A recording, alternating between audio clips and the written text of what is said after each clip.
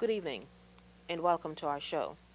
My name is Siesta de Noel, and our program today is brought to you by the Archbishop Michael J. Curley Assembly of Fourth Degree Knights of Columbus and the St. John de Matha Council of the Knights of Columbus.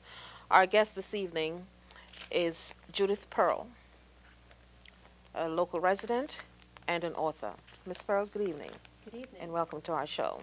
If you would you enlighten us as to the birth of your book, Mother of All Life?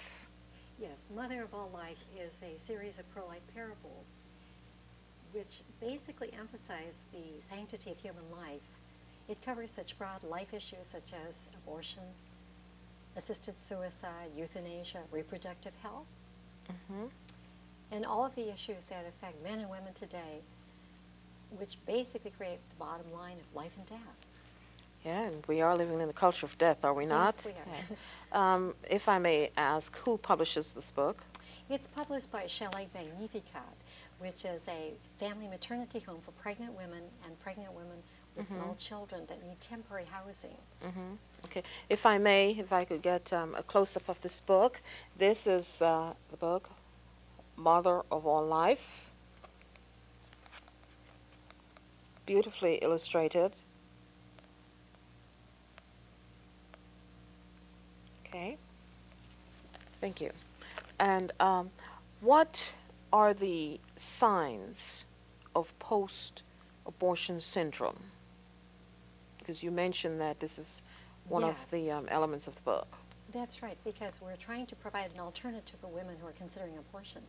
And I think many of them don't realize the signs of post-abortion syndrome because they're not fairly well detailed in the literature or in the media. But however, I'd say for women who've had abortions, for example, the frequent signs are pelvic inflammatory disease, a tendency to miscarry, eating disorders, and in the long run, an abortion breast cancer link, which actually there's 23 studies that actually document that abortions tend to cause breast cancer rather than miscarriages. Yeah. But for men, men also have these signs in addition to women. For example, depression, sexual dysfunction, difficulty bonding with children, and shame and anger. You mentioned eating disorder. Are we focusing on bulimia? Well, bulimia, or it could be anorexia. It could go either way, actually. Yeah. And this is while they are pregnant and contemplating abortion? Well, no, actually, this is after they've had the abortion. After that, okay, Right. yes, close enough. Okay, what is the most recent treatment for post-abortion syndrome? The more recent treatment is that of abortion rights. That's R-I-T-E-S. Let me quote for you from the book. A white altar was selected for Gabrielle's aborted baby in the sacred circle. Symbolically, she bled the blood from her abortion into the womb of the earth in communion with her unborn child. Gabrielle blessed herself on her head, her breast, and womb. She longed for an inner purification which would free her from the guilt and sin. They chanted, "Blessed are you, Holy Divine Mother, for giving us the power of choice." In this rite, Gabrielle participated unforgettably in her own death as well as her child's, in reparation for her abortion. Can this ritual restore righteousness, or does it prevent genuine atonement? Has abortion become the sacrament of affirmation because many feminist groups are using these abortion rights? Yeah, I was just about to ask that, if it has become, if that's where we are, is that what we've descended to. This is an alternate spirituality, as you can see. However, there are more effective ways, actually. Are you familiar with the group Women Exploited by Abortion? WEBA is an excellent support group, and another one for Christian women is Project Rachel. Would you explain that for those in the audience who don't know what Project Rachel is? Project Rachel is,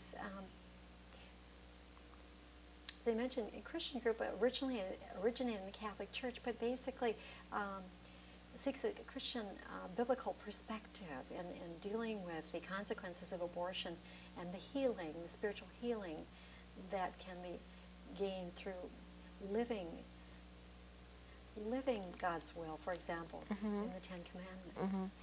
Okay, if I may go back to the book here for a moment, this novel, as I was scanning through it, seems to have a special focus on contraceptives. And are they not primarily, do they not primarily present ovulation? On the contrary, and I don't think most people realize it, but I speak as a nurse practitioner, contraceptives tend to prevent implantation after conception and fertilization. Consequently, they're comparable to a early abortion in that the fertilized egg is sloughed off before the baby is born. And I see you have patterned this book after certain characters. Yes. And one of the characters you just mentioned, you're a nurse practitioner. I see Yes. one of the characters in the book is a nurse practitioner. Yes, Could you it expound is. on that for me, please? And this specific nurse practitioner, realizing that contraceptives are abortive patient, has chosen to decline prescription of contraception. She's a natural family planning only provider. And for that reason, in the novel her license is at risk for termination. Because of her focus on that issue. And she's at risk of being this delicensed, so to speak. Yes. And isn't that remarkable? It is. And yeah. actually, but I know a number of providers have been not quite as far as losing their license, but certainly definitely at risk, number one, for losing the job, and then, of course, the license is definitely on the line. Yeah. Tell me, if you would please, how does the effectiveness of the natural family planning compare to birth control pills or contraceptives? Well, actually, it's really more effective in that it's individualized to each individual woman's personal cycle. And basically, it uses two basic body signs. For example, it uses the clear egg white mucus to indicate when the fertile periods are, and of course it uses basal temperature. So you have two indices of when ovulation is taking place. And in fact, that makes it more significant than the rhythm method, which is strictly calendar method only. And of course, women are variable from time to time. If they have a stressful, let's say a stressful time or sickness, you know, their period might be a little off. But according to the World Health Organization, it's about 98.6% effective. Okay. And it can be used either to achieve or avoid pregnancy, and it's far more effective than the fertility pill or invasive techniques, which have less than a 20% success rate in having children.